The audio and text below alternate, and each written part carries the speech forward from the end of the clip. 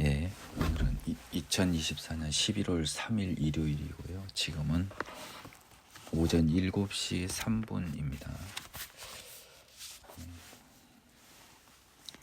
오늘부터는요, 공식적으로 저의 설교를 듣는 교인이 존재하는 형태의 강해 설교가 되겠습니다.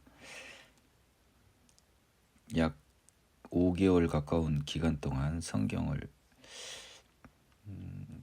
가르치는 입장에서 1회독을 제대로 하게 함으로써 목회자에 필요한 최소한의 성경에 대한 이해를 허락해 주신 하나님께 감사를 드립니다. 그리고 더하여 교회의 이름을 정함에 있어서 수많은 인간적인 방법의 명칭을 생각해 봤습니다만은 하나님의 교회를 하나님이 이름을 정해 주셨으면 참 좋겠다는 마음을 늘 품고 있었고, 기도하는 중에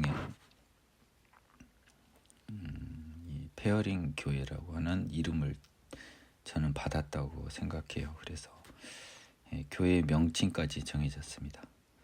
목회자도 있고 교회도 이름도 있는데 알 수 없는 성도들을 향하여 인터넷으로 온라인으로 이 예배를 진행했었는데요.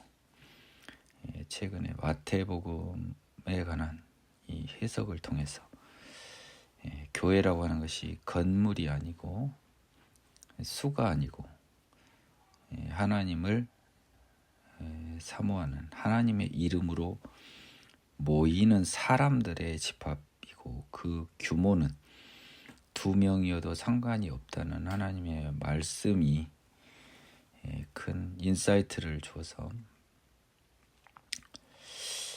교회 수에 대해서는 연연하지는 않았는데, 여전히 내 주변에는 교인이 없다고 생각했는데 하나님이 정해준 교인이 드디어 발생이 됐습니다. 우리 교회는 두 부류의 사람이 존재할 것이에요. 우리 교회는 하나님의 전능하심을 인정하지 못하는, 몸으로 인정하지 못하는 사람들은 우리 교회에 오는 게 부적절해요. 막지는 않겠지만 저는 원하지 않아요. 전능하심을 고백한 다음에 오셨으면 좋겠습니다. 두 번째로, 하나님의 거룩함을 사모하고 성령으로 다시 태어나기를 기원하거나 성령으로 다시 태어난 사람들의 모임이 되기를 희망합니다. 성령을 사모하여 생명의 성령을 갈구하는 사람과 생명의 성령으로 태어난 사람은 인간의 시간에서는 차이가 있지만 하나님의 기준으로는 전적으로 동일합니다. 왜냐하면 성령을 사모하고 거룩함에 나아가고자 하는 사람에게 생명의 성령을 주는 것은 시간의 문제이지 확정된 것이기 때문이에요. 따라서 생명의 성령으로 태어난 사람 또는 생명의 성령으로 태어날 걸 사모하는 사람으로 이루어지는 교회를 지향합니다. 이러한 사람이 최소한 갖춰졌기에 이제 오늘부터는 교인이 있는 형태의 강해 설교가 되겠습니다. 오늘 강의에 앞서서 덕담 아닌 덕담을 한다면 아마 이 교회의 교인들은요, 하나님이 오늘부터 시간이 잘 안 흐르는 느낌을 줄 겁니다. 이유는 하나입니다. 우리 교회의 교인들은 하나님의 천국을 사모하기에요, 너무 가고 싶어 하기에 이 세상에서 삶이 굉장히 길게 느껴질 수밖에 없습니다. 그만큼 천국을 사모하는 여러분이 되기를 기원합니다. 지난 시간까지 했어요. 마태복음 21장까지 한 것 같습니다. 오늘은 마태복음 22장입니다. 지난 시간부터요, 예수는 이미 십자가 사역을 위해서 예루살렘으로 입성을 했습니다. 그래서 지금 21장 예루살렘에 들어가시다라고 하는 부분부터는 예수님의 공생의 마지막 십자가 사역의 장소인 예루살렘에서 있었던 그 부분이 포커스가 맞춰졌죠. 그래서 마태복음의 약 절반에 가까운 분량이 사실상 마지막 예루살렘 6월절 사역을 십자가 사역을 이야기는 하고 있습니다. 절반은 좀 안 되지만 많은 분량을 할애하고 있습니다. 지난 시간까지는 몇몇 비유를 했는데 오늘도 여전히 천국 비유로 시작이 됩니다. 마태복음은 비유가 굉장히 많이 나와요. 그 이유는 여러분 하나님 나라의 복음을요 대놓고 알려주지 않는 게 하나님의 뜻이고 예수님의 뜻이에요. 하나님이 알고 정하고 부르신 여러분들에게만 허락을 한 거예요. 그건 성경에 수차례 써져 있어요. 왜 비유로 말합니까? 라는 제자의 질문에 천국의 비밀을 아는 것이 너희에게는 허락됐다고 그래요. 모든 사람에게 허락된 게 아니라고 분명히 써져 있어요. 따라서 우리는 하나님의 자녀된 우리는 천국에 관한 비유를 이해할 수밖에 없어요. 하나님이 이해시켜 주시는 겁니다. 오늘은 마태복음 22장 혼인잔치 비유부터 들어갑니다. 예수께서 다시 비유로 대답하여 이르시되 천국은 마치 자기 아들을 위하여 혼인잔치를 베푼 어떤 임금과 같으니 그 종들을 보내어 그 청한 사람들을 혼인잔치에 오라 하였더니 오기를 싫어하거늘 다시 다른 종들을 보내어 청한 사람들에게 이르기를 내가 오찬을 준비하되 나의 소와 살진 짐승을 잡고 모든 것을 갖추었으니 혼인잔치에 오소서 하라 하였더니 그들이 돌아보지도 않고 한 사람은 자기 밭으로 한 사람은 자기 사업하러 가고 그 남은 자들은 종들을 잡아 모욕하고 죽이니 임금이 노하여 군대를 보내어 그 살인한 자들을 진멸하고 그 동네를 불사르고 이에 종들에게 이르되 혼인잔치는 준비되었으나 청한 사람들은 합당하지 아니하니 네 거리 길에 가서 사람을 만나는 대로 혼인잔치에 청하여라 한데 종들이 길에 나가 악한 자나 선한 자나 만나는 대로 모두 데려오니 혼인잔치에 손님들이 가득한지라 임금이 손님들을 보러 들어올세 거기서 예복을 입지 않은 한 사람을 보고 이르되 친구여 어찌하여 예복을 입지 않고 여기 들어왔느냐 하니 그가 아무 말도 못하거늘 임금이 사환들에게 말하되 그 손발을 묶어 바깥 어두운데 내던지라 거기서 슬피 울며 이를 갈게 되리라 하니라. 청함을 받은 자는 많되 택함을 입은 자는 적으니라. 여러분 이 혼인잔치 비유는요 천국 비유 중에 제일 중요한 비유예요. 제 개인적인 생각은 그렇습니다. 제가 이 혼인잔치 비유를 정말 이해를 못했습니다. 고백하자면요. 근데 이전에 제가 하나님의 어떤 명령으로 성경 전반을 강의하다가 버전 1에서 이 비유를 제가 알아버린 거예요. 알려주신 거죠. 이 비유는요, 여러분 조심하십시오. 혼인잔치는요, 천국으로의 초대입니다. 우리가 예수님 나라 천국에 가서 신나게 영원히 기쁘고 영원한 이 생명을 누리는 이 거룩한 천국으로의 초대를 천국이 혼인잔치인 거예요. 근데 혼인잔치에 초대한 건 천국에 초대장을 보낸 겁니다. 그래서 천국을 딱 마련해 놓고 초대장을 이제 베푼 어떤 임금인 하나님이 있습니다. 그래서요 종들을 보내서 그 청한 사람들이 원래 있었던 거죠. 예정한 사람들이 있었던 거예요. 이 예정한 사람들이 누구였겠습니까? 당연히 유대인들이었어요. 율법에도 사실은 영원한 생명 천국은 예정은 돼 있어요. 근데 제가 이거 여러분 절대 놓치면 안 됩니다. 우리 인간의 눈으로 봤을 때는 율법 신명기나 모세 오경에 율법을 통해서 천국이 안 써졌어요. 여러분이 구약 성경을 봐도 안 써졌다고요, 정확히. 근데 신약 성경에서 예수님이 와서 내가 무엇을 하야 영생을 얻겠냐 하는 질문에 네가 모든 계명을 지켜라. 응? 그러면 된다라고 한 걸로 봐서는 신명기 율법을 온전히 지켜도 하나님의 나라를 갈 수가 있었어요, 천국에. 다만 그 방법으로 해서 천국을 가는 것은 불가능했던 겁니다.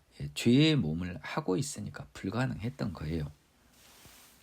근데 원칙적으로 따지면은 우리가 죄의 몸이니까 우리를 바꿔주세요라고 하는 것이 정답이라고 제가 누차 말씀을 드린 바가 있어요. 그러면 이제 결국은 이 천국의 잔치를 제대로 마련하려면 원래는 신명기 율법도 그거는 포함됐지만 그걸로는 죄인의 몸이 안 되니까 이제 우리를 새로운 사람으로 바꿔줄 수 있는 예수를 보낸 거예요. 그래서 이제는 진짜 초대장이 정당한 초대장이잖아요. 근데 그 초대장이 당초 참 예수님이 어디에서 오셨나요? 이스라엘 예루살렘에서 오셨습니다. 근데 그러니까 이 혼인잔치 비유는 예수 천국 복음에 대한 이스라엘의 태도와 이방인의 태도를 쓰고 있는 거예요. 잘 보세요. 그래서 이제 예수를 보내서요, 천국 혼인잔치 오라 그랬더니 이스라엘 사람들은요, 소를 잡아가 그러니까 뭐 모든 잔치는 뭐 다 준비됐으니까 오라고 하는데 돌아보지도 않아요. 지 밭으로 가고 사업하러 가고. 나머지 복음서를 보면요, 나 소를 막 10마리 샀는데 이거 테스트하러 가야 된다. 밭을 샀는데 확인하러 가야 된다. 이 사람들은요, 이 사람의 혼인잔치에는 관심이 없는 거예요. 그러면 역으로 따지면은 이 사람들이 왜 관심이 없었냐는 거예요. 두 가지입니다. 하나는 이 혼인잔치보다 더 재밌는 게 있어요. 두 번째는요, 혼인잔치를 안 믿어요. 그죠? 뭐 열심히 준비됐다고 하는데 없는 것 같고 가짜 같아요. 천국이 안 믿겨요. 첫 번째는 천국보다 이 세상이 더 좋아요. 두 번째는 믿기지도 않아요. 이게 다 한 세트예요. 세 번째도 무서운 게 하나 숨어 있습니다. 초대한 사람의 권위를 인정 안 하는 거예요. 오늘 이게 보이네요. 또 은혜 속에 청한 사람의 권위를 인정 안 하는 거예요. 자, 여러분, 어떤 사람이 혼인잔치를 청했는데요, 여러분이 피치 못할 사람이면 가잖아요. 그렇죠? 저분한테 예의가 아니잖아요. 그러니까 이 청한 사람도 아주 우습게 보는 겁니다. 그래서 심지어 어떤 애들은 그 청하러 간 종들입니다. 초대한 종들이에요. 초대한 종들. 예수와 사도들로 비유를 해볼 수 있을까요? 잡아 죽이고 모욕했습니다. 그래서 임금이 노하여 군대를 보내요. 그래서 살인한 자들을요, 진멸하고 동네를 불살라 버렸어요. 자, 지금 이 현재 예루살렘 이스라엘 유대인들은요, 지금 이 상태에 있습니다. 적어도 지금 현재는요. 그래서요, 이제 이 하나님의 심부름꾼들에게요, 야, 이거 천국 잔치 예수 다 보내놨는데 청한 이스라엘 사람들, 이 유대인들은 합당 안 하니까 야, 아무나 모두에게 전파라. 자, 이제 예수님의 말씀입니다. 자, 그러면 이제 이 싸구려 복음의 효과가 여기서 나와요. 뭐냐? 종들이요, 이 싸구려 복음이 다 퍼질 걸 하나님은 아신 거예요. 이 싸구려 복음 대한민국에서도 있고 세계에서도 다 있습니다.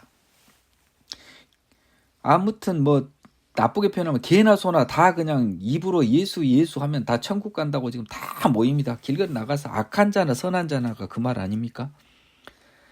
뭐 그냥 아무 상관없이 입으로만 변화의 새 사람 된 우리 교회 사람과 다른 사람들이 다 온 겁니다.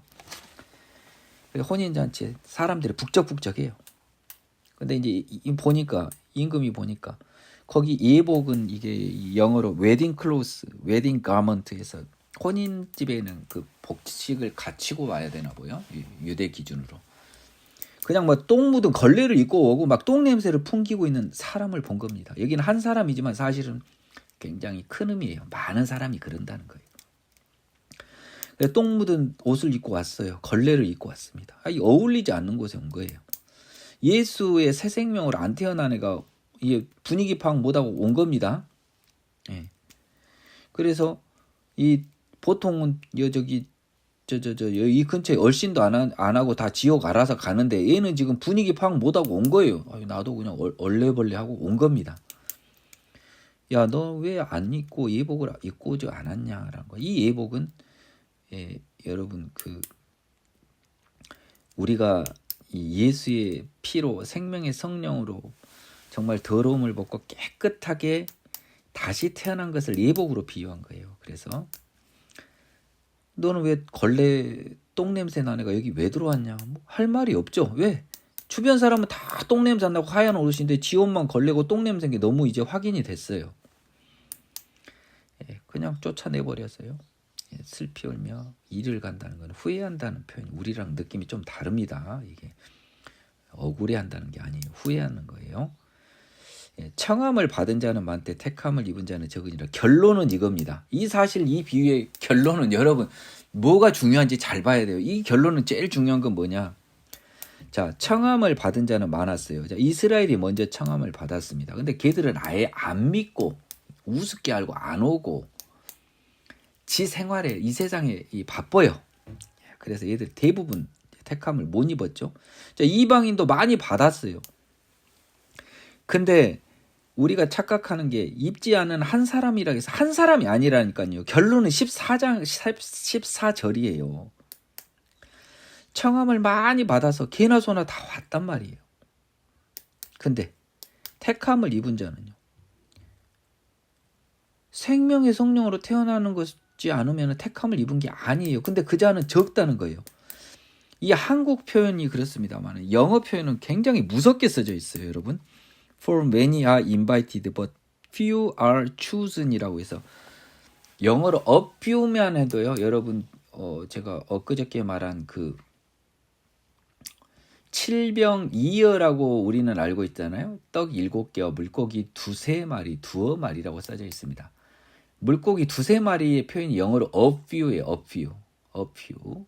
근데 그거보다 더 적어서 아예 거의 없다는 의미가 few입니다. few는 거의 없다는 소리예요. 그래서 복음의 청함을 받은 이방인은 많이 있지만 막상 생명의 성령을 입어 택함을 입은 자는 거의 없다는 뜻입니다. 근데 여기서도요. 혼인잔치 비유에서는 14절이 결론입니다. 뭐냐? 혼인잔치에 청함을 받은 자는 많아요. 이스라엘은 청함 받았는데 안 믿어버렸습니다. 그리고 청한 사람을 우습게 알아버렸습니다. 이 세상을 사랑해버렸어요. 자, 이방에서도 어설픈 것들이 전부 천국은 좋아서 그냥 막 천국하고 그냥 머리띠 두르고 노방 전도하고 난리야 난리. 근데 속은 더러워. 생명의 성령으로 태어나지 않았어. 택함을 입지 않아서 걸레 입고 가다 빠꾸 당할 거예요. 거의 없다는 겁니다. 우리가 하나님의 자녀로 태어나는 길이 택함을 받는 길이 결코 쉽지 않다는 의미예요. 그것을 고백하고 이 자리에 나온 여러분들이 행운아입니다. 그래서 혼인잔치 비유는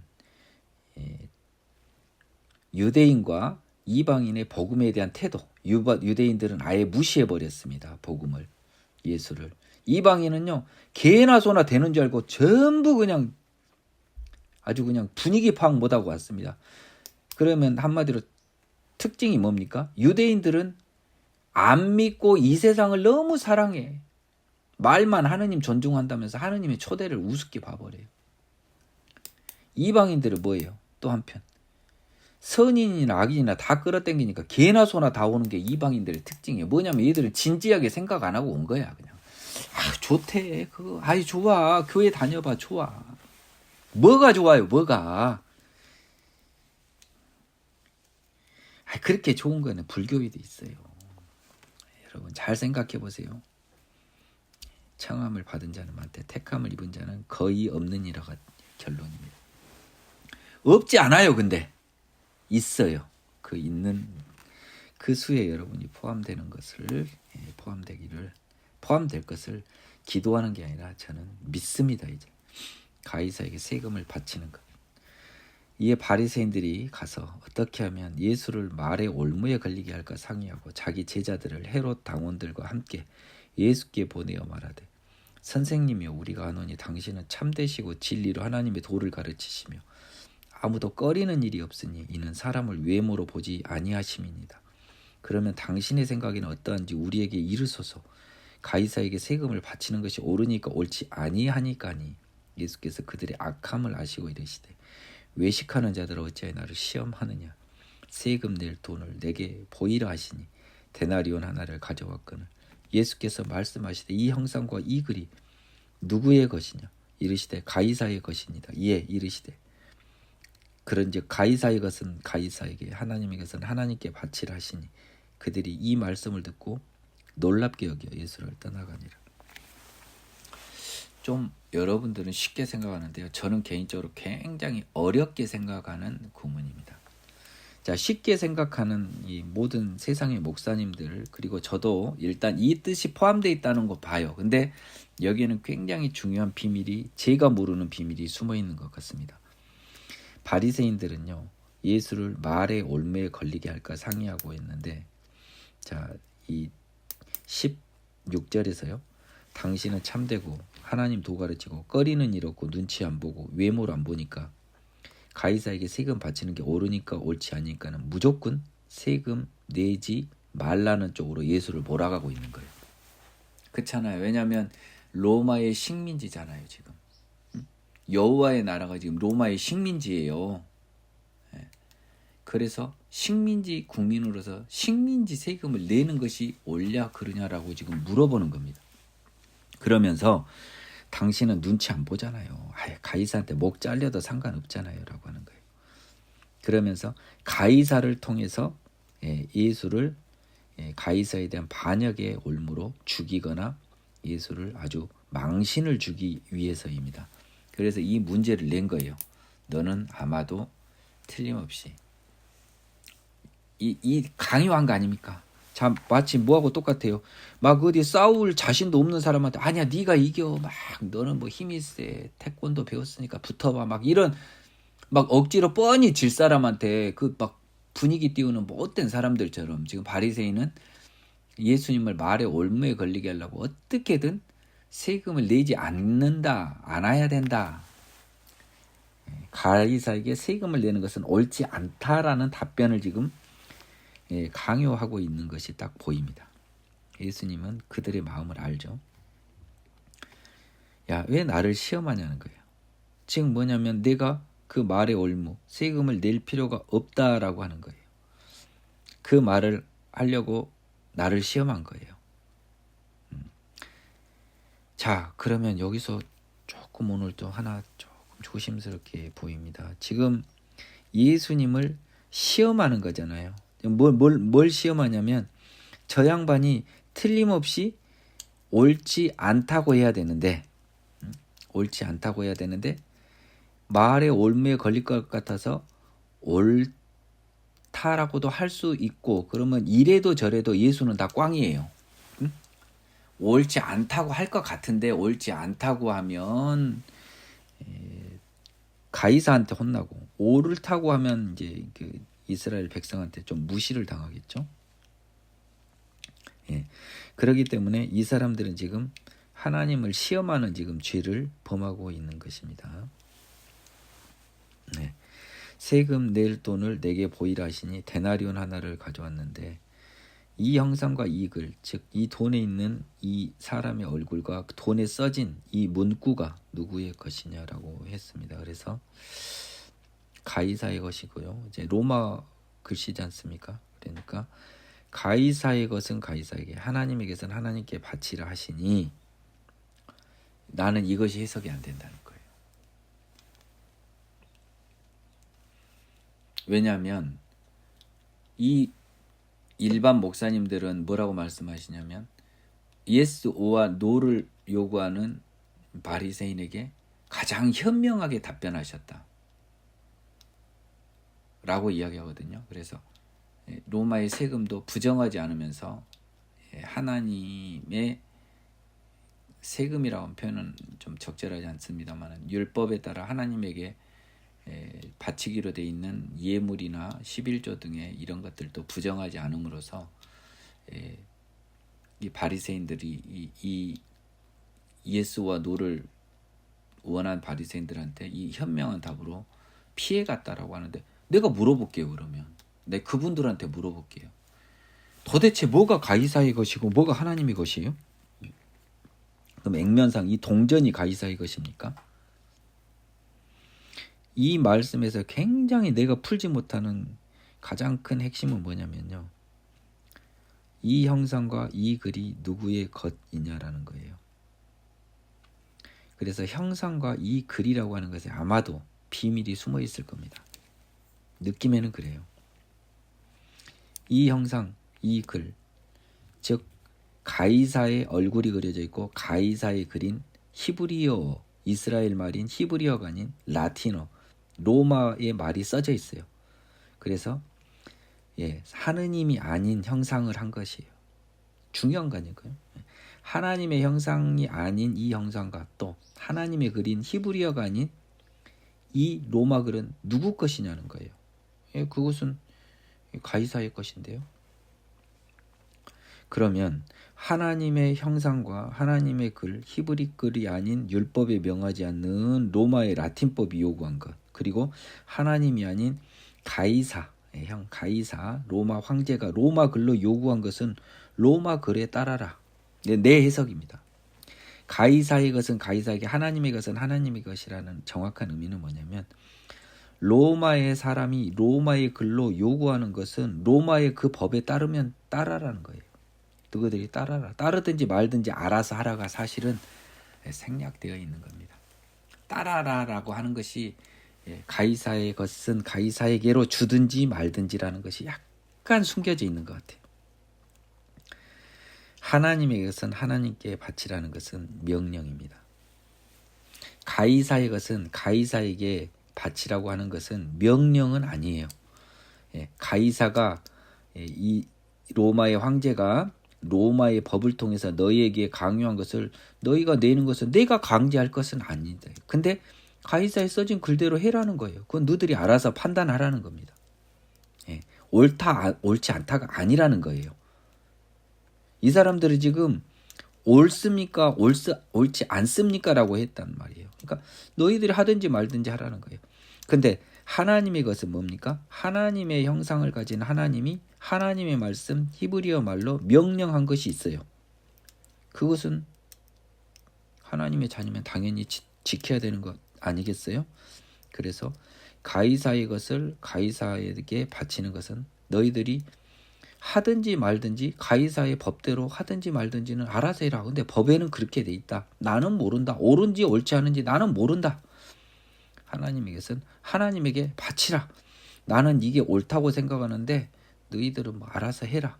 결국은 뭐냐면 옳으냐 옳지 아니하냐라는 답변에 대해서 그것은 판단을 자기가 하지 않은 거예요. 왜냐하면 옳다 옳지 아니하다라고 하는 것은 적어도요, 예수님께서요, 하나님이 아닌 인간 예수님이 강한 이 부분에서는 예수님마저도 옳다 옳지 않다라고 하는 표현을 가급적 삼가했습니다. 무엇보다 그리고 말의 올무에 걸리려는 그들의 계략을 예수님은 알고 있었던 거예요. 그렇기 때문에 이것을 옳다고 하든 옳지 않다고 하든 가사 하느님 예수님이라 하더라도요, 판단을 하실 수 있다고 그래도 진실에 기초하여 이것이 옳다 옳지 않다라고 하더라도 어떠한 경우라도 하느님은 큰 문제가 발생합니다. 여기서 예수님을 시험한다 하는 것은 말의 올무에도 시험이 드는 것이 되죠. 근데 제가 봤을 땐 더 무서운 시험이 하나 있습니다. 만일 이것에 대해서 옳지 않다라고 해버려서요, 가이사한테 올무가 걸려버리면 십자가의 사역은 엉망이 돼버립니다. 그래서 예수님은 이 대답을 할 수가 없었던 거예요. 왜냐하면 지금 예수님의 십자가 사역은 이스라엘인들에 의해서 죽어야 된단 말이에요. 유대인들에 의해서 죽어야 돼요. 근데 만일 옳지 않다고 해버리면 가이사에서 로마에 의해서 죽습니다. 로마인의 로마법 위반으로. 지금 하나님의 계획은요, 하느님의 백성 유대인이 하나님의 아들 예수를 죽이는 것이 예정돼 있어요. 따라서 마치 이렇게 돼버리면 예수님이 1단계는요, 예수님이 말의 올무에 걸리는 시험도 들지만 보이지 않는 걸로는요, 십자가 사역을 완성하려면 예수님은 어떻게든 여기는 피해 갔었어야 됩니다. 그래서 피해가는 방법으로 가이사의 것은 가이사에게, 하나님의 것은 하나님께 바치라 하셨는데, 숨은 뜻은 가이사의 것을 가이사에게 바치든지 말든지 너희들이 알아서 할 거고, 이거는 너희들의 옵션인데 하나님의 것은 하나님께 바치라는 것은 의무다라는 말이 숨어 있어요. 그들이 이 말씀을 듣고 놀랍게 여기 예수를 떠나간 이유는요, 야, 우리가 딱 코너에 몰아서요, 이제 고양이를 제가 잡으러 갔어요. 어렸을 때. 이제 내가 고양이 잡으려고 딱 했는데 고양이가 도망가는 속도가 빛의 속도예요. 네? 그러니까 얘들은 말의 올무에 걸려서 예수와 노로 잡으려고 갔더니 가이사의 것은 가이사, 하나님의 것은 하나님께 바치라고 해버리니까 요리 샥 빠져버린 겁니다. 샥 빠져버린 거예요. 외통에 걸렸다고 생각했는데 샥 빠져버린 거예요. 그래서 이건 세상적으로 여기까지 목사님들은 해석을 하고 있습니다. 저는 이보다 좀 더 깊은 뜻이 있다고 보고 있는 거예요. 그래서 여기서 옳지 않다고 하는 게 정답입니다. 사실은 하나님 기준으로는요, 예수님이니까. 근데 그렇게 돼버리면 십자가 사역은 이루어지지 않는 거죠. 자, 이 똑같은 것이 우리에게도 주어지고 있습니다. 그래서 우리에게도요, 적어도 우리가 지금 하나님의 자녀인 우리도요, 이 세상에서 가이사는 아니지만 이 세상 지배자를 위해서 세금을 내고 있는 거예요. 그거는 법에 따라 하는 거예요. 법에 따라 하는 거예요. 안 하면 강제가 되지 않습니까? 그러니까 어쩔 수 없이 하는 거 아닙니까? 그것은 우리의 세금은 강제된 겁니다. 강제. 그래서 위반할 수가 없는 시스템 때문에 하는 거고요. 그것이 가이사의 것이고요. 하나님의 것은 우리가 좋아서 자발적으로 하는 거예요. 그러니까 다른 거죠. 가이사의 세금과 하나님의 세금이 성격이 전혀 상이하다는 것을 알고 있어야 돼요. 이것이 숨어 있습니다. 다만 예수님은 일단은 이 십자가 사역을 위해서 이 어이없는 말의 올무를 스리슬쩍 도망갔지만 스리슬쩍 간 걸로만 판단하면 안 되고, 가이사의 것은 가이사에게, 하나님의 것은 하나님에게 바치라 하는 말이 분명히 숨은 뜻이 있어요. 여러분들의 지혜 속에서 여러분들도 찾아보시기 바랍니다. 부활이 없다는 사두개인들이 그날에 예수께 와서 물어 이르되, 선생님이여, 모세가 일렀으되 사람이 만일 자식이 없이 죽으면 그 동생이 그 아내에게 장가들어 형을 위하여 상속자를 세울지니라 하였나이다. 우리 중에 7형제가 있었는데 마지가 장가들었다가 죽어 상속자가 없으므로 그 아내를 그 동생에게 물려주고 그 둘째와 셋째로 7째까지 그렇게 하다가 최후에 그 여자도 죽었나이다. 그런즉 그들이 다 그를 취하였으니 부활 때 7 중에 누구의 아내가 되리이까? 예수께서 대답하여 이르시되 너희들과 성경도 하나님의 능력도 알지 못하는 거로 오해하였도다. 부활 때는 장가도 아니가고 시집도 아니가고 하늘에 있는 천사들과 같느니라. 죽은 자의 부활을 논할진대 하나님이 너희에게 말씀하신 바 나는 아브라함의 하나님이요 이삭의 하나님이요 야곱의 하나님이로라 하신 것을 읽어보지 못하였느냐. 하나님은 죽은 자의 하나님이 아니요 살아있는 자의 하나님이라 하시니 우리가 듣고 그의 가르치심에 놀라더라. 이거는 여러분들이 굉장히 백그라운드를 잘 알아야 됩니다. 지금 이 질문은 또 누가 했냐면요, 아까 가이사에게 세금을 바치는 건 바리새인들이 물어봤습니다. 참고로 바리새인들은 세금 바치는 걸 반대했다고 그래요. 당시에. 여러분들은 좀 오해하는데 당시 이스라엘에서 주도 세력은요, 사두개인들이 더 주도였습니다. 이 주류는요, 사두개인들이 더 파워가 더 셌나 봐요. 얘들은 더 현실적이잖아요. 부활이고 뭐가 없다고 할 정도로요. 바리새인들은 그래도 나름 의의가 있었던 사람들이에요. 그래서 비록 소수지만 율법의 의로는 정말 강한 또라이 같은 집단이 바리새인들이었어요. 사두개인들은 굉장히 현실주의자들이었습니다. 부활도 없어요. 그리고 그동안 사두개인들은 이 질문을 가지고 바리새인들을 아주 꽁꽁 묶어버리고 부활의 허구성을 입증하고 닭이 먼저냐 계란이 먼저냐라는 질문 같은 것처럼 굉장히 이 바리새인들을 난처하게 한 질문이 하나 있었습니다. 뭐냐? 모세 율법에 따르면 형이 형수랑 결혼했다 얘가 없이 죽어버리면 그 집안 대가 끊기니까 동생이 이어야 됩니다. 동생도 못 낳고 줄줄이 7형제가 다 형수한테 장가들었는데 다 한 명도 못 낳고 결국은 형수까지 8명이 다 죽어버렸어요. 자, 그러면 누구들 많이 부활이 있다면 누구 아내가 되냐? 이거 헷갈려 버리잖아요. 헷갈리죠? 자, 이 여러 견해가 나올 수 있습니다. 맨 처음 결혼한 A의 견해, 마지막에 차지한 7번째의 아내, 이 두 개가 팽팽하게 맞섰을 가능성이 꽤 큽니다. 참고로 제가 교회를 다니고 하나님을 알고 가다가요, 저는 천국이라고는 이 말을 해석도 못한 상태에서, 이 말씀을 해석도 못한 상태에서 천국에는 가족의 관념이고 뭐가 없겠다는 생각을 저는 한 겁니다. 막연히. 왜냐하면 거기는 완전히 새로운 시스템이니까요.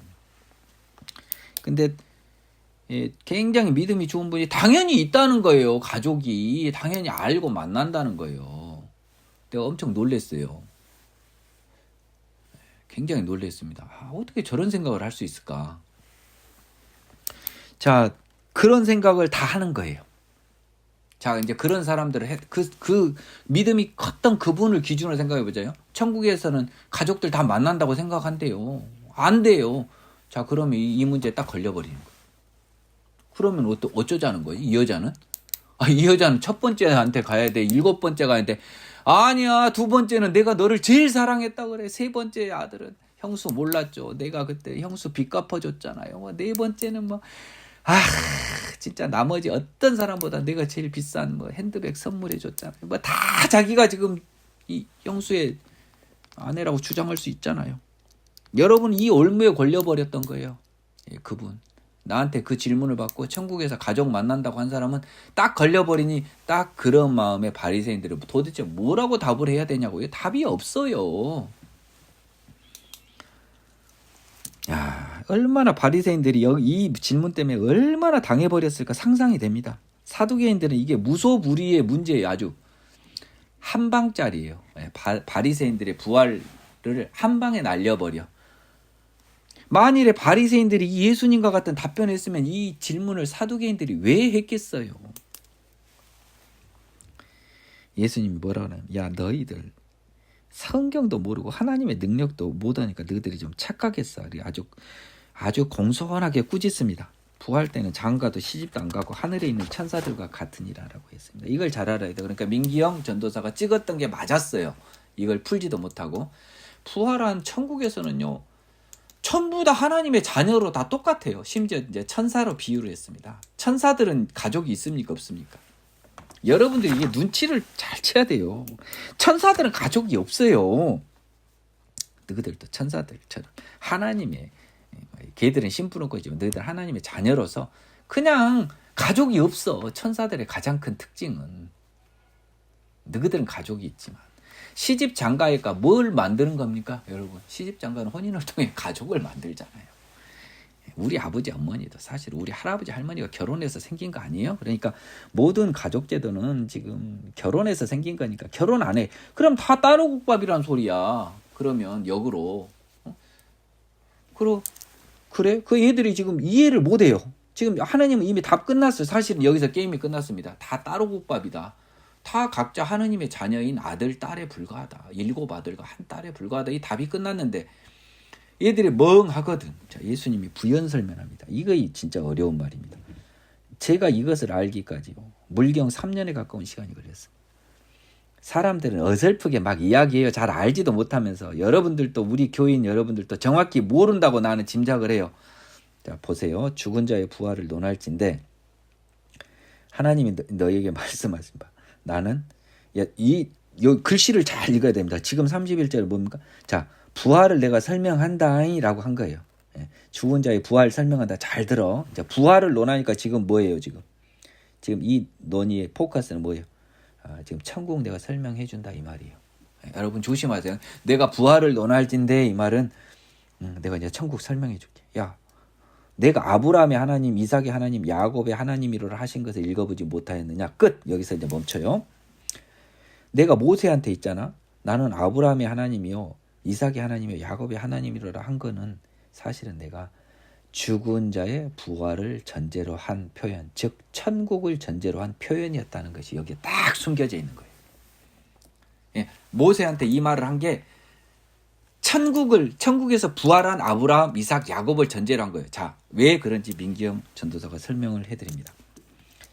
만일 죽은 자의 부활 이전에 이 세상, 즉 세상 사람 기준으로 이삭, 아브라함, 야곱을 하나님이 설명하려면 모세한테 뭐라고 해야 되냐면요. 야, 나는 아브라함의 하나님이고 아브라함의 아들 이삭의 하나님이고 아브라함의 손자 야곱의 하나님이라고 해야 돼요. 즉 아브라함, 이삭, 야곱의 연관성을 표시해 줘야 돼요. 입도 아파 죽겠고 종이도 아까워 죽겠는데 나는 아브라함 이렇게 표현할 수도 있잖아요. 나는 아브라함 그 아들 그 손자의 하나님이다 하면 돼요. 종이 아깝지도 않고요. 손목도 덜 아파요. 글씨 쓰기도 편하다고요. 근데 종이도 아깝고 손도 아파 죽겠는데 나는 아브라함의 하나님이요, 이삭의 하나님이요, 야곱의 하나님이라 한 거는 이거는 죽은 자의 부활, 즉 천국 기준으로 나는 아브라함의 하나님, 이삭의 하나님, 야곱의 하나님. 천국 기준으로 아브라함, 이삭, 야곱도 다 서로 몰라요 지금. 여러분 몰라요. 모른다니까요. 아브라함하고 이삭하고 아버지 관계 아니에요. 아들 관계 아니에요. 야곱하고 손자 할아버지 관계 아니에요. 따로예요, 따로. 완전히 따로예요. 요 관념을 여러분이 알아야 돼요. 근데 어설픈 목사들이 뭐라고 설명하냐면 이 동사 시제를 현재를 썼다. 왜냐하면 나는 아브라함의 하나님이었고 이삭의 하나님이었고 야곱의 하나님이었다라고 해야 되는데 이다라고 했다는 것만 강조를 해요. 여러분, 하나님은요 시간을 초월했는데 하나님한테 어떻게 과거형을 씁니까? 물론 과거형을 쓸 수도 있겠죠. 아브라함 기준으로는. 근데 지금 이 문제는 뭐예요? 부활을 논해서 천국에 있는 아브라함, 이삭, 야곱을 이야기하고 있잖아. 너희들이 자꾸 부활을 물어보니까 천국 기준으로 내가 설명을 해준다. 내가 아브라함, 이삭, 야곱의 각각 하나님이라고 한 것은 내가 천국 기준으로 그들 각각의 하나님, 그들 각각의 아버지라는 거예요. 아브라함은 해당 사항이 없어요. 근데 이삭의 아버지는 천국에서 아브라함이 아니고 나다. 야곱의 아버지도 이삭이 아니고 나다. 아브라함, 이삭, 야곱은 아무 상관이 없다는 걸 여러분이 알아야 된다고요. 아니 왜 장가 안 간 7 형제와 8 그 형수 7 형제와 그 아내 된 여자는 각각 따로고 부부관계도 없다고 하면서 여러분이 아브라함, 이삭, 야곱은 아버지, 아들, 손자를 관념해야 돼요. 안 되는 거예요. 이 사람들 다 모르는 거예요. 서로 다 몰라요. 따로 국밥이에요. 하나님은 죽은 자의 하나님이 아니고 살아있는 자의 하나님이라. 이 말도 무서운 말입니다. 죽은 자는 세상 사람입니다. 하나님이 비록 우리가 세상 사람들의 하나님이죠. 하지만 이건 무서운 말이에요. 죽은 자라고 하는 것은요, 세상 사람, 나아가서 큰 의미에는 지옥 갈 사람까지도 포함이 돼요.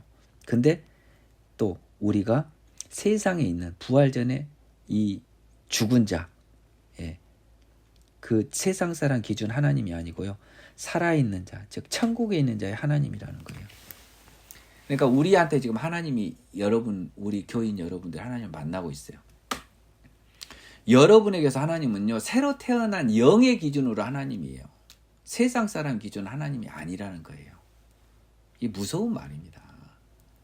그러니까 세상 사람들은 하나님을 모르고 있는데 지금 하나님의 자녀로 착각하고 있는 거예요. 그들 하나님 아니에요. 그들하고는 아무 상관이 없대요. 하나님은 영이시니 새로 태어난 새로운 생명의 영을 가진 사람들과만 관계가 되는 분입니다.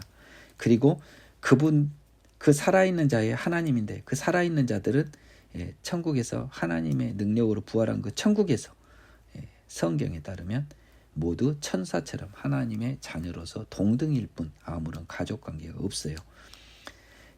이 무리가 듣고 그 가르치심에 놀라더라라고 하는 게 연달아 나옵니다. 근데 얘들은 저그들끼리 오해했어요. 이전에 22절에서 놀랍게 여긴 건 외통에다 코너에 몰아놨더니 고양이처럼 쇽 도망가 버려서 놀랐고요. 예수님이 말씀하신 더 깊은 뜻은 몰라요. 이 사두개인들도 가르치심에 놀라더라라고 한 것은요. 얘들이 바리새인은 답을 못했는데 이분은 각각의 어느 누구의 남편도 아니라고 한 거예요. 그러니까 이 답은 이렇게 풀었던 겁니다. 첫 번째 1단계에서는 천국에서는요. 모두가 살아있다는 거잖아요. 그러면 A, B, C, D 다 살아있으니까 7 형제도 다 살아있고 자, 이 형수님도 살아있습니다. 근데 천국에서는 시집도 장가도 안 가요. 그러니까 큰형마저도 내가 제 장가 같다라는 이유만으로 저 여자 내 여자다 내 마누라라 못한다는 거예요. 그러니까 따로 국밥이라는 거예요. 그래서 정답은 따로 국밥이 정답이에요. 아무 상관없다. 누구의 아내도 아니다. 그러니까 사두개인들은 깜짝 놀란 거죠. 수준이 꽤 높네 하고 간 거예요. 하지만 그들은 죽은 자의 하나님이 아니요 살아있는 자의 하나님이라는 의미를 이해를 못했습니다. 내가 봤을 때는요. 그리고 죽은 자의 부활을 논할진대라고 들어가는 31절이 천국을 내가 설명해 줄게 라고 합니다. 그래서 천국에서는 나는 아브라함의 하나님을 아버지로 다 바꿉시다. 나는 아브라함의 아버지요. 나는 이삭의 아버지요. 야곱의 아버지다. 이렇게 딱 느낌이 와야 돼요. 응? 하나님을 아버지로 싹 바꾸자고. 하나님 아버지 하잖아요. 오늘 좀 이따 나옵니다. 아버지는 한 분이란 것이. 아버지. 각각의 아버지라는 거예요. 애들이 서로 아버지라고 못 부르는 거예요. 34절 예수께서 사두개인들로 대답할 수 없게 하셨담을 바리새인들이 듣고 자, 이 앞절의 설명입니다. 부활 논쟁과 관련해서 꼼짝 못하게 해버렸다.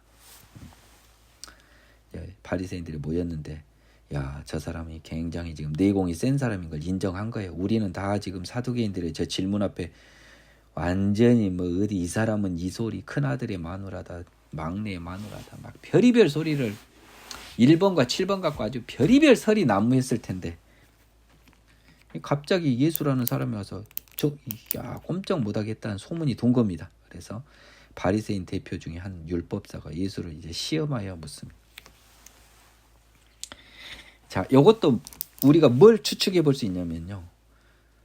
이 율법 중에 어느 계명이 제가 다 읽고 하겠습니다. 선생님 율법 중에 어느 계명이 크니까 예수께서 이르시되 네 마음을 다하고 목숨을 다하고 뜻을 다하여 주 너희 하나님을 사랑하라 하셨으니 이것이 크고 첫째 되는 계명이요 둘째도 그와 같으니 네 이웃을 네 자신같이 사랑하라 하셨으니 이 두 계명이 온 율법과 선지자가 강령이니라라고 하면 이 율법사는 시험하여 묻는 것도 뭐냐면 이 또 그들 바리새인들 사이에서 율법 중에 뭐가 제일 중요한지 갖고 옥신각신 했던 거예요. 옥신각신한 거예요.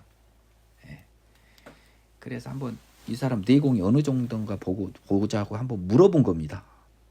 그러니까 선생님이 야 마음과 목숨과 뜻을 다하여 하나님을 사랑하라 하셨으니 이것이 크고 첫째 되는 계명이요 하니까는 그래 그러면 어디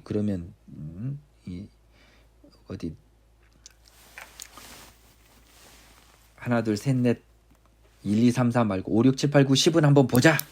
그래 뒤에 것은 다 깡그리 무시하나 보자라고 그랬더니 뭐야 이 사람이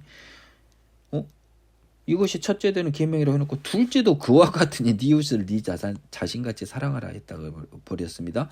둘째도 그와 같으니는 영어 표현에서 the second is like it처럼 첫째와 차이가 없다는 거예요. 그러면서 이 두 계명으로 10계명을 딱 두 개로 딱 만들어 버린 거예요. 그래서 요것 때문에 어설프게 배운 이 목사님들이나 여러분들도 지금 결국 하느님 사랑, 이웃 사랑이다. 10계명은 이거 다 알잖아요. 예수님이 정리를 딱 해준 겁니다. 그 전까지 얘들은 이걸 잘 몰랐던 거예요. 10계명으로 알았던 거예요. 10계명을 딱 2계명으로 만들어버린 거예요. 하느님 사랑, 이웃 사랑 끝. 그러면서 이웃 사랑이 하느님 사랑 못지않아 똑같아. 끝. 하니까 나아가서 온 율법과 선지자의 강령. 이 율법과 선지자의 강령. 여러분 또 순진하게 뭐지라고 생각하면 온 율법이 뭐예요? 모세 오경, 선지자의 강령, 선지서 다 포함하면 뭐예요? 구약 성경의 모든 말씀이란 뜻입니다. 그러니까 이 성경 신약 성경에서 율법과 선지자의 강령이다라고 하면 여러분 그냥 머리 아프게 생각하지 마요. 구약 성경이라고. 이게 구약 성경의 뜻이다. 이 율법사는 머리 한 대 맞았습니다. 41절 바리새인들이 모였을 때 예수께서 그들에게 물으시되 너희는 그리스도에 대해 어떻게 생각하느냐? 누구의 자손이냐? 대답하되 다윗의 자손이니라. 이르시되 그러면 다윗이 성령에 감동되 어찌 그리스도를 주라 칭하여 말하되 주께서 내 주께 이르시되 내가 네 원수를 네 발 아래 둘 때까지 내 우편에 앉아 있으라 하셨도다 하였느냐? 다윗이 그리스도를 주라 칭하였은즉 어찌 그의 자손이 되겠느냐 하시니 한마디도 능히 대답하는 자가 없고 그 날부터 감히 그에게 묻는 자가 없더라.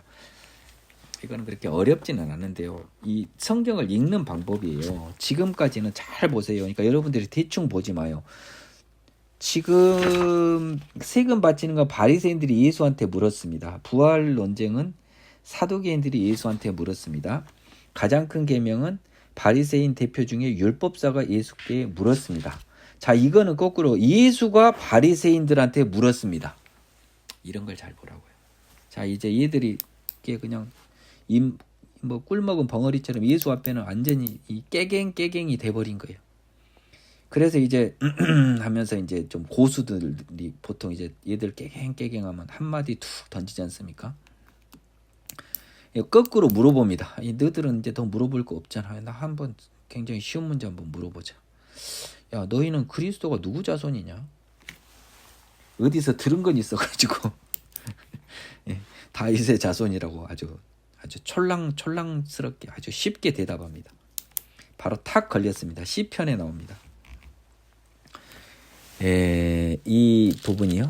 시편에서 딱 나오고 있는 부분입니다. 그래서 시편 110장 110편 1절이죠. 거기에 나오는 겁니다.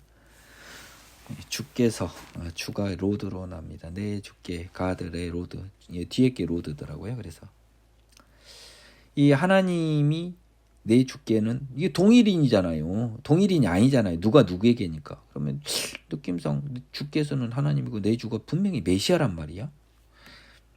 내가 네 원수를 네 발 아래 둘 때까지 내 우편에 앉아 있으라 하셨도다라고 했거든요.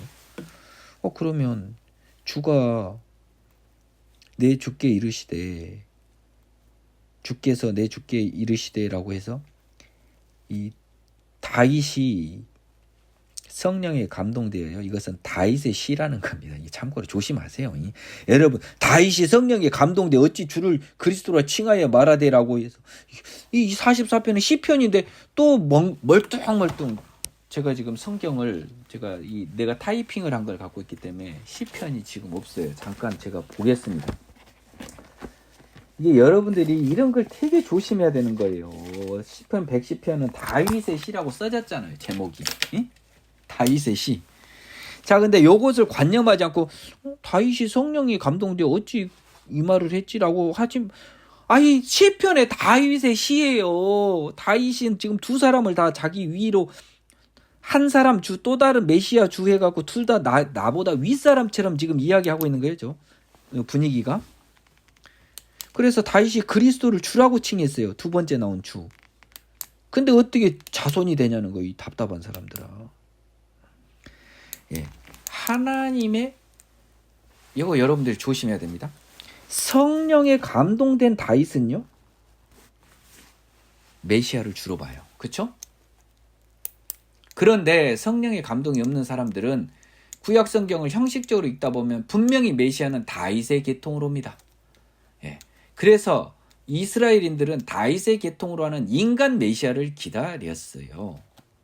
하지만 예수를 보지도 못했던 다윗은 성령에 감동돼서 예수를 받겠죠. 구약의 방식으로 받겠죠. 그러다 보니까 성령에 감동된 다윗은 메시아를 인간이 아닌 하나님으로 본 것이었습니다. 근데 인간의 눈으로는 메시아는 다윗의 자손으로 와요. 그래서 여기서 제일 중요한 말은 다윗이 성령에 감동되어서 이 말을 한 겁니다. 근데 이제 얘들은 이 말을 깊이는 몰라요. 근데 대체는 다윗의 시네. 성경 110편이 10편. 그러고 보면 메시아를 왜 올렸지? 왜 우리 다윗 위대하신 다윗이 왜 메시아한테 존칭을 쓰고 주라고 말했지? 그러니까 이 사람 말을 답변을 못하고 인간한테 도저히 못 해보겠다 성경으로 하고 묻는 자가 없었습니다. 자, 23장입니다. 이제 이게 그동안 예수님이 당했던 것을 모두 되돌려주면서요. 이거는 사실 굉장히 숨은 게 있습니다. 여러분, 내가 어제 잠깐 오늘 약간 예습을 했어요. 이제 이게 또 어떤 명색이 교인이 있다는데 예습을 안 할 수가 없어서 살짝 했습니다. 23장은요. 십자가 사역 때 빌라도가 뭐라 그랬습니까? 이 바리새인들과 대제사장들이 시기로 예수를 넘겨준다라고 억지로 죄를 뒤집어 씌워서 죽이려고 한 걸 알았다고 했잖아요. 그 시기뿐만 아니라 이 멸시와 자기들을 완전히 깡그리 개박살낸 멸시에 따른 분노와 시기로 예수를 십자가에 매달려 죽게 하는데요. 이 23장에서 예수님은 나 죽고 싶어서 환장했다라고 하면서 말씀하신 거예요. 나 십자가 지고 싶어서 환장한 사람처럼 말씀을 하세요. 바리새인들과 사두개인들은 서기관들은요. 이 당시 지배 계급들이었어요. 근데 그 사람들한테 이렇게 박정희 앞에서 유신 독재자 물러나라. 이 더러운 뭐라 막 이렇게 하는 거하고 똑같아요, 지금. 그거 그냥 사형 당하겠다는 소리잖아요. 지금 딱 그 꼴입니다.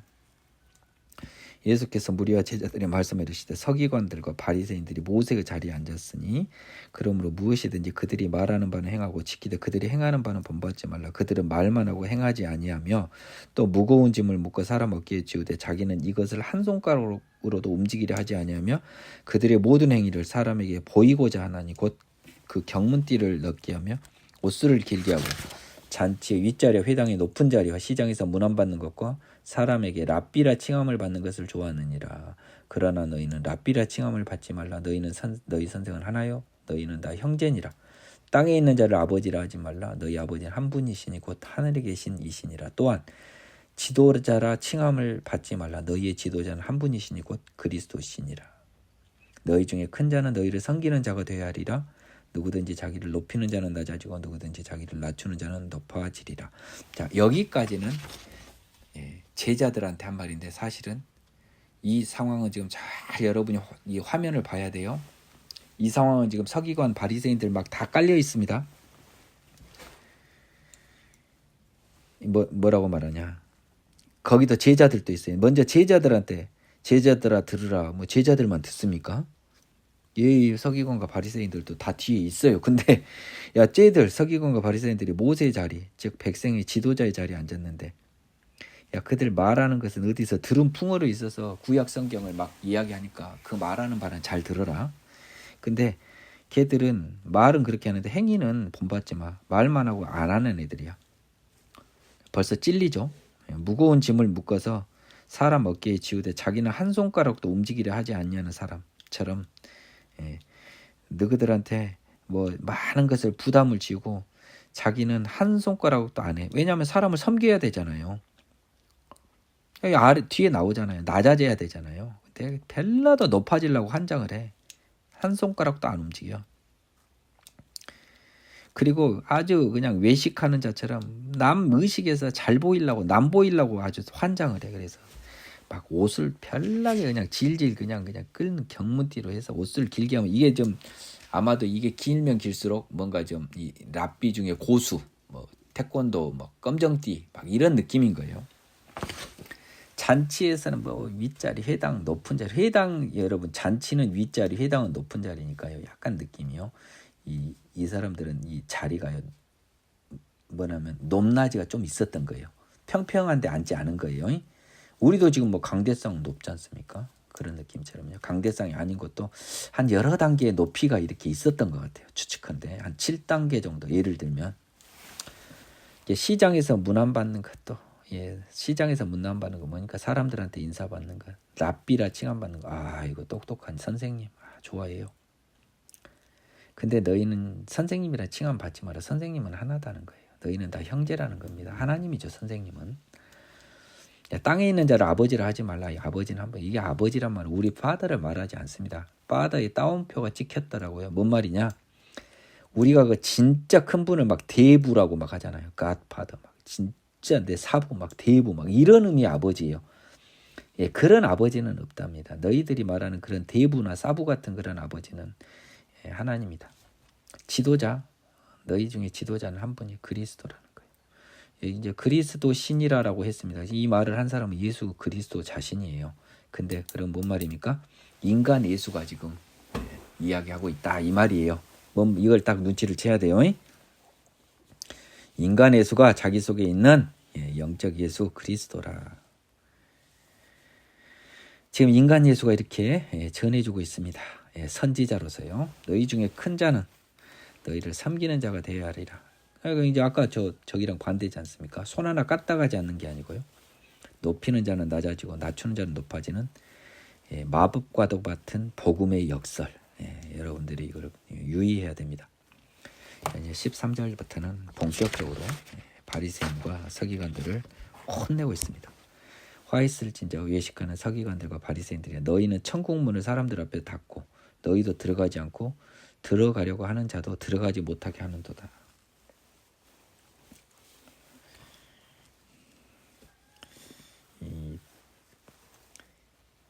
이제 저주죠. 저주. 저주입니다. 이거 진짜 이제 박정희 앞에서 이 유신의 독재자야 막 이렇게 하는 것보다 더 심한 거라니까요. 야, 너희는 지금 천국 문을 사람들 앞에서 더 닫아버렸다는 겁니다. 그러다 보니까 너희도 들어가지 않고 들어가려 하는 자도 들어가지 못하게 하는도다. 그러니까 천국 문을 닫은 거라는 거예요. 그러니까 순서가 좀 바뀌었어요. 원래대로 하면 이게 더 여러분 이해가 쉽겠죠. 외식하는 서기관들과 바리새인들이요. 너희는 천국에 들어가지도 않고 들어가려 하는 자도 들어가지 못하게 하는 사람들이니까 결국 너희는 천국 문을 사람들 앞에서 닫는 자들이다 이 말이에요. 근데 원래는 얘들은 뭡니까? 하나님의 나라를 가르치는 애들이고 천국 문을 열고 들어가게 하는 역할을 하는 사람들인데 너희들도 못 들어가지만 남들까지 잘못 가르쳐서 낭떠러지로 떨어지게 한다는 거죠. 화 있을진저 외식하는 서기관들과 바리새인들이 너희는 교인 한 사람을 얻기 위하여 바다와 육지를 두루 다니다가 생기면 너희보다 100배 더 지옥 자식이 되게 하는도다. 똑같은 말입니다. 13절하고요. 교인 한 사람을 얻기 위하여 교인이 똑같이 컨버트라고 해서 개종자로 되어 있습니다. 개종자. 그래서 뭔 말이냐면 아마 이 사람들도 적어도 어설픈 이 유대교를 전도는 한 것 같아요. 느낌에 그래요. 그래서 이 이방인들을 유대인으로 개종하게 하는 일도 이 당시에는 좀 있었던 것 같기도 해요. 왜냐하면 당시에는 이미 구약 성경이 헬라어로 번역이 됐습니다. 그러면 이 사람들이요 아마 할례를 조건으로요. 할례는 무조건 필요해요. 할례를 조건으로 이방인들도 유대인으로 개종시키는 작업은 했어요. 유대교로 대신 할례는 해라. 이런 식으로 해서 개종자라는 의미로 컨버트를 지금 얻어서 그러면서 이 사람들 원래 해서 유대인 만들면 결국은 하느님 백성 만들어 천국 가게 되는데 지옥 자식 지그들하고 똑같이 100배나 더 지옥 자식 되게 해버린다는 거예요. 결국은 유대인뿐만 아니라 이방인 출신의 유대교에 입문한 사람도 망하게 하는 거예요. 화 있을진저 눈먼 인도자여 너희가 말하되 누구든지 성전으로 맹세하면 아무 일 없거냐 성전에 금으로 맹세하면 지킬지라 하는도라. 어리석은 맹인들이 어느 것이 크냐 그 금이냐 그 금을 거룩하게 하는 성전이냐. 너희가 또 이르되 누구든지 제단으로 맹세하면 아무 일 없거냐 그 위에 있는 예물로 맹세하면 지킬지라 하는도다. 맹인들이 어느 것이 크냐 그 예물이냐 그 예물을 거룩하게 하는 제단이냐. 그러므로 제단으로 맹세하는 자는 제단과 그 위에 있는 모든 것으로 맹세하며 또 성전으로 맹세하는 자는 성전과 그 안에 계신 이로 맹세하며 또 하늘로 맹세하는 자는 하늘의 보좌와 그 위에 앉으신 이로 맹세함이니라. 여러분이 매우 속기 쉬운 성경 구절입니다. 지혜 없이 보면요 굉장히 속기 쉬워요. 여러분이 이제 상기해야 될 게 하나 있습니다. 이전에 예수님이 뭐 이런 말씀을 하셨죠. 하늘로도 맹세하지 마라.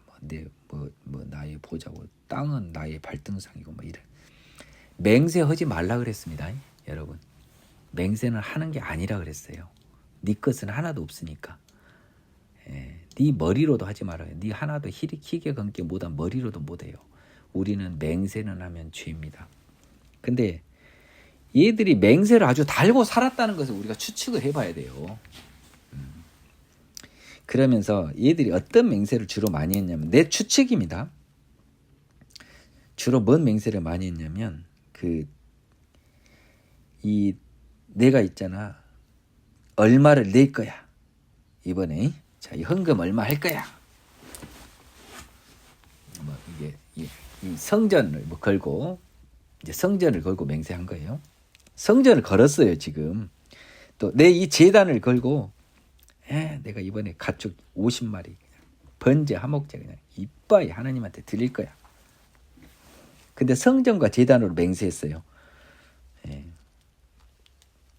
근데 왜 이 사람들을 성전의 금으로 맹세했다, 내지는 제단의 금으로 보겠습니다. 제단의 예물로 맹세했다라고 이게 보냐면요, 이거는 잠깐 예수님의 이 말씀은 이런 의미가 있는 거예요. 그러니까 바리새인들이나 서기관들이 맹세 자체도 하면 안 돼.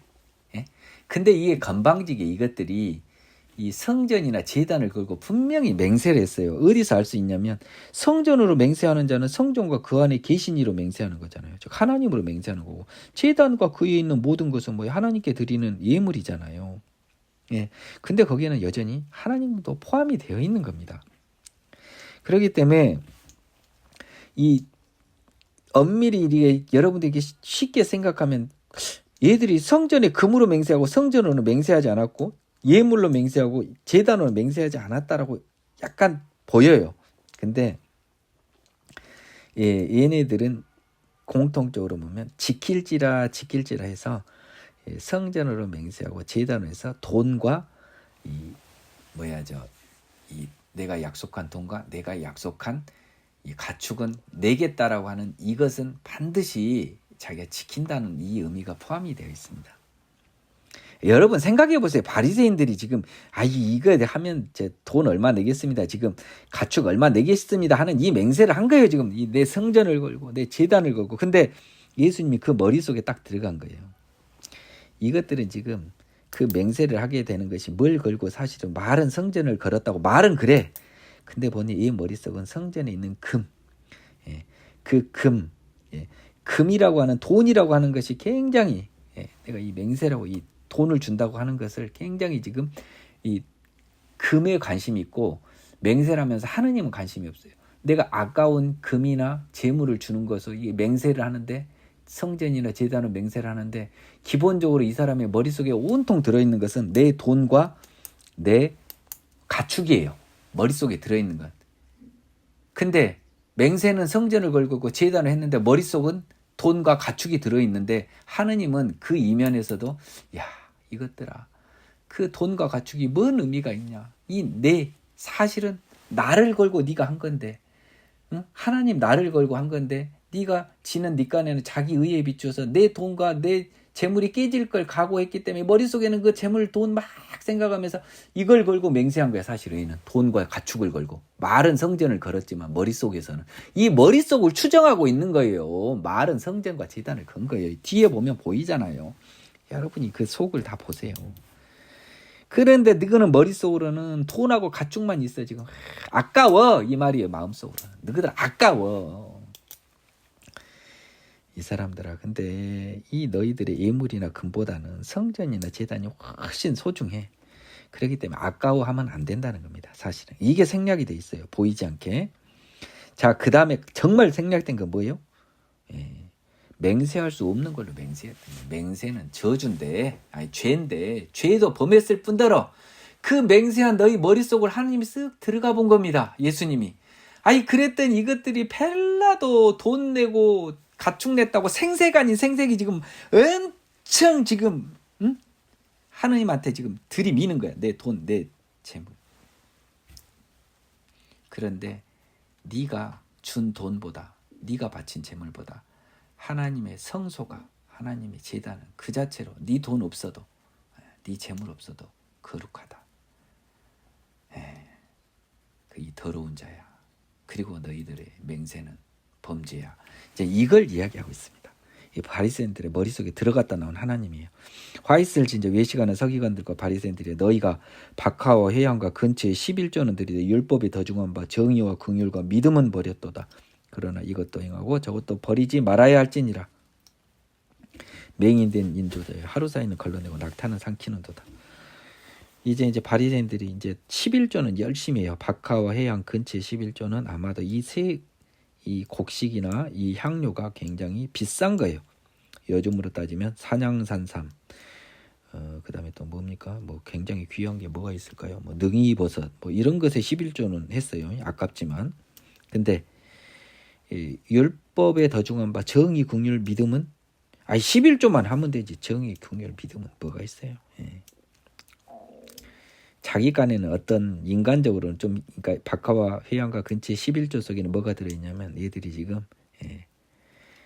아까 제가 말씀드렸죠. 자기가 들인 돈과 가축으로 할 일 다 했다고 지금 한 거예요. 아깝잖아요. 아까운 걸 줬기 때문에 내가 할 거 다 한 거예요. 지금 직간에는. 그렇기 때문에 율법에 더중한 정의, 긍휼, 믿음, 즉 하나님의 사랑, 하나님의 정의, 이것은 믿어버렸어요. 그러니까 정의, 긍휼, 믿음은 저 위에서 올라가다 보면 하나님 사랑과 이웃 사랑은 잊었다는 겁니다. 그런데 이것도 행하고 저것도 버리지 말아야 할지는 뭐예요? 율법에서 형식적으로 정한 것도 당연히 행해야 되고, 또 율법 속에 들어있는 이면적인 그 정의, 긍휼, 믿음, 즉 하나님 사랑, 이웃 사랑도 이게 마음속입니다. 마음속에 하나님 정의, 긍휼, 믿음은 다 여러분 우리가 어떻게 확인해요? 마음속에 들어가 봐야 알지. 이 마음속에 이 율법도 지켜야 된다는 거예요. 형식적 율법도 행하고 마음속 율법도 지켜야 된다. 이 맹인된 자들아, 하루살이는 걸러내고 낙타는 삼키는 거예요. 그래서 여기에 나온 겁니다. 박하와 해양 그 형식적 11조라는 하루살이는 잘도 지키면서 더 큰 정의, 긍휼, 믿음, 낙타는 삼켜버리는 거예요. 못 지키는 거예요. 이게 중요한 거라니까요. 그 하나도 안 중요한 거 걸러내는 거 기준으로는요. 지금 필터가 있습니다. 정수기가. 하루 살려기는 잘 째까는 거 잘 꺼내고 엄청 큰 낙타는 통과되고 해서 낙타가 있는 물을 여러분 어떻게 먹을 거예요. 그러니까 번말이 전도된 행동을 하고 있는 거예요. 화 있을진저 외식하는 서기관들과 바리새인들이 장과 대접은 겉은 깨끗하되 그 안은 탐욕과 방탕으로 가득하게 하는도다. 눈먼 바리새인이여 먼저 안을 깨끗하게 해라. 그리하면 겉도 깨끗하리라. 요것도 여러분들이 굉장히 조심해야 됩니다. 뭐냐면 잔과 대접의 겉은 깨끗하다 해서 나도 한때 이 바보 같은 생각하는데 컵이 겉이라고 해서요. 약간 컵도 안도 있지 않습니까? 컵이 안과 겉이 있어요. 그러니까 우리가 오해를 하는데 컵 자체를 겉으로 본 겁니다. 그릇이나 컵 그 자체를 그 그릇이나 컵 잔과 대접 그 자체가 겉이에요. 겉. 눈에 보이니까. 겉은 눈에 보이는 겁니다. 그래서 잔과 대접은 깨끗해요. 겉은 깨끗하다 하면 잔과 대접 전체는 깨끗해. 근데 그 안에는 이게 잔과 대접이 아니에요. 이거를 또 어리석게 잔과 대접이 아니 어리석은 생각. 그 안에는 그 마음 안에는 잔의 안이 아니고 잔과 대접이 아니라 네 마음 안은 탐욕과 방탕으로 가득하게 하는도다. 먼저 마음의 안이요 잔의 안이 아닙니다. 그리고 나면 겉 잔과 대접과 같은 비유한 거예요. 마음 겉으로 드러난 행동을 잔과 대접 남한테 보여지는 것을 잔과 대접 그건 남한테 보이니까 잘도 닦어 때 묻은 게 근데 안에 있는 탐욕 이 죄 안 보이잖아. 정의와 긍휼 믿음이 없는 그 마음은 안 보여 안 닦어. 이것들아 그것을 깨끗하게 해라는 거예요. 이게 사람의 힘으로 됩니까? 예수 힘으로밖에 안 되지. 화 있을진저 외식하는 서기관들과 바리새인들이여 회칠한 무덤 같으니 겉으로는 아름답게 보이나 그 안에는 죽은 사람의 뼈와 모든 더러운 것이 가득하도다. 이와 같이 너희도 겉으로는 사람에게 옳게 보이되 안으로는 외식과 불법이 가득하도다 라고 한 거예요. 똑같은 말이잖아요. 그쵸? 겉은 아름답게 보이죠. 왜?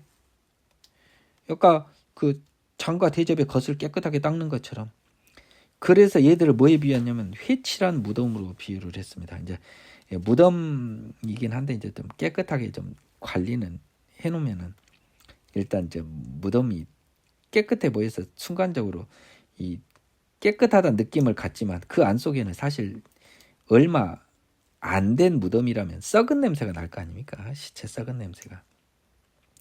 그래서 이 회칠한 무덤과 같이요. 사실은 그 회칠을 한 게 무덤만 아니라 다른 것도 있을 거 아닙니까? 아름답게 칠한 것이. 근데 무덤을 회칠한 것은 상당한 위선인 거예요. 왜냐하면 그 속에는 사람의 시체가 있으니까요. 무덤은 사실 회칠할 필요가 없었던 거예요. 근데 회칠한 무덤은 위선의 표상인 거죠. 이와 같이 너희도 겉으로는 밖으로는 사람들한테 옳게 보이되 깨끗하게 보이되 안으로는 불법이 가득한 거죠. 화 있을진저 외식하는 서기관들과 바리새인들이여 너희는 선지자들의 무덤을 만들고 의인들의 비석을 꾸미며 이르되 만일 우리가 조상 때에 있었더라면 우리는 그들이 선지자의 피를 흘리는데 참여하지 아니하였으리라 하니 그러면 너희가 선지자를 죽인 자의 자손임을 스스로 증명함이로다. 너희가 너희 조상의 분량을 채우라. 여기까지 끊겠습니다. 이건 또 굉장히 어려워요. 이 사람들이요 선지자의 무덤을 만들고 의인의 불석을 꾸민 건 굉장히 여러분들이 먼저 뭘 알아야 되냐. 에레미야 시대에 이사야가 뭐 다 죽어요. 선지자들이 대부분. 근데 그분이 남긴 성경이 하나님의 시간에서 구약 성경에 편제되니까 에레미야나 이사야나 그 선지자들의 훨씬 후대 사람들은 이제 그분들이 하나님의 사람인 걸 뒤늦게 안 거죠. 그래서 무덤도 만들고 비석도 만들어요. 근데 얘들이 이제 뭐라고 하냐면 우리 조상 때 우리가 그때 있었더라면 가정법 과거 완료입니다. 그럴 리는 없지만 만일 우리 조상 시대에 있었다면 우리는 있잖아. 하나님의 선지자로 알고 그분 대접하고 그분 말씀 듣고 그분을 그냥 각듯이 모시고 하나님 경배했을 거야라고 이야기한 거예요. 그러자 하나님이 뭐라고 하냐. 예수님 너희가 선지자를 죽인 자가 자손임을 스스로 증명합니다. 뭐예요? 죄인성을 모르는 거잖아요. 애들은 지금 머릿속에 의인이잖아요. 의인. 우리 조상은 죄인, 우리는 의인인 거예요. 똑같은 사람인데. 그래서 너희 조상도 이것들아 의인인 줄 알고 죽인 거야. 저그들이 선지자를. 그러면 너희들도 보니까 여전히 죄인인지 모르고 의인인지 아네? 왜냐? 선지자들은 다 죄인 부르러서 회개하라고 뭐 자꾸 이런 소리 하는데 이렇게 지금 조상마저 매도할 정도 얘들이면 선지자가 오면 뭐라고 하겠습니까? 너희는 의인이라고 하는 것 자체는 이미 죄인성이 증명됐고 너희의 죄인이었던 너희 조상하고 똑같은 녀석들이다. 그러니까 너희 선지자를 죽인 자손, 즉 죄인의 후손임을 스스로 증명하잖아. 왜 나 자꾸 의인이라고 하니까 지금 우리는 안 죽였을 텐데 이러잖아요. 너희가 너희 조상의 분량을 채우라. 이 말은 굉장히 무서운 말이 써져 있는데요. 영어 성경에는요. 두 성경 모두 너희 조상의 죄의 나머지를 다 채우라는 거예요. 그러니까 이 유대 민족이 채울 죄의 양이 있어요. 그래서 너희가 죄의 나머지 분량을 채우라고 했어요. 34절에 지금 나오는 그 죄들을 너희들이 채우라는 겁니다. 그 대표적인 죄가 바로 메시아 예수를 죽인 것이 되겠죠. 그러니까 뭐 이미 하나님의 시간에서는 이스라엘이 메시아를 거부할 걸 예정돼 있잖아요. 지금 뱀들아 독사의 새끼들아 너희가 어찌 지옥의 판결을 피하겠느냐. 그러므로 내가 너희에게 선지자들과 지혜 있는 자들과 서기관들을 보내매 너희가 그 중에 더러는 죽이거나 십자가에 못 박고 그 중에 더러는 너희 회당에서 채찍질하고 이 동네에서 저 동네로 따라다니며 박해하리라. 그러므로 의인 아벨의 피로부터 성전과 제단 사이에서 너희가 죽인 바가랴의 아들 사가랴의 피까지 땅에 흘린 의로운 피가 다 너희에게 돌아가리라. 내가 진실로 너희에게 이르는 이것이다. 이 세대에 돌아가리라. 자, 그래서 이 바리새인과 서기관들을 뱀들 독사의 새끼들하고 아주 모욕적인 표현을 하면서 너희들은 지옥 간다는 거예요. 왜냐하면 그러므로라고 연결을 하는 것이 좀 이상해요. 한번 제가 영어 성경을 좀 봐야겠습니다.